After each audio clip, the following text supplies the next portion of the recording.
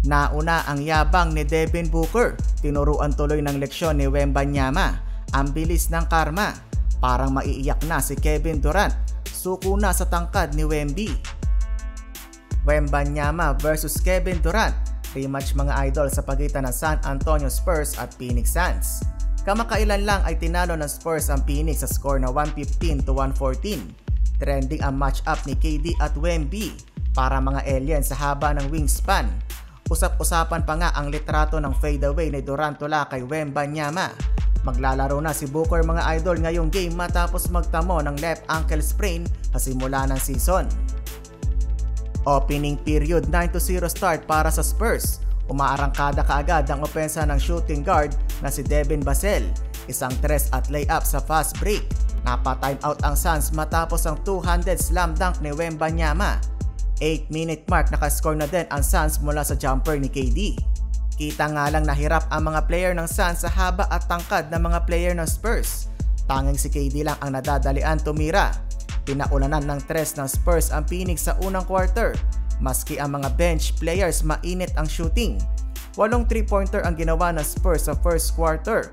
Wemby versus KD sa poste. Ganda ng depensa ni Durant, yun nga lang nakuha pa din ni Wembanyama ang bola at parang isinubo lang sa ring. Pumalo ng 21 points ang biggest lead ng Spurs. End ng first quarter 39-20 lamang ang San Antonio. Leading scorer si Devin Vassell na may 11 points. Second quarter literal na tinayuan at tinirahan lang ni Wembanyama si Eric Gordon. Walang ka-effort mga idol. Habang si Devin Booker na dati sarap buhay tumira sa mid-range, hindi maka-pull up kapag andyan si Wembanyama. Naiilang si D-Book sa haba ni Wemby. Jones to Wemby alley-oop play. Talagang umiinit na si Wembanyama. Nakatulala na lang ang mga player ng Suns at hindi na nagtangka sumabay pa kay Wembanyama. Monster dunk. Nag-ala step carry pa bago tumunog ang buzzer. Laglag balikat si Kevin Durant, parang ayaw na kalaro si Wembanyama mga idol. Unang 20-point game sa first half. Tambak ang Suns ng 20. Third quarter, wala pa din hinto magpakita ng mga kakaibang galaw ang alien ng NBA. Napaka-basic na lang para kay Wemby ilagay ang bola sa ring. Sa kanyang haba wala nang magawa ang mga player ng Suns. Nagtulungan na lang talaga si Kevin Durant at Booker para maibaba ang lamang ng Spurs. Nabuhayan ang crowd nang makatres si KD at D-Book. End ng quarter 103-89. Fourth quarter big bucket mula kay Devin Booker habang si KD sinupalpal si Jeremy Sohan. 111-108, tatlo na lang ang hinahabol ng Suns. Nagyabang na si D-Book, trinash talk si Sohan.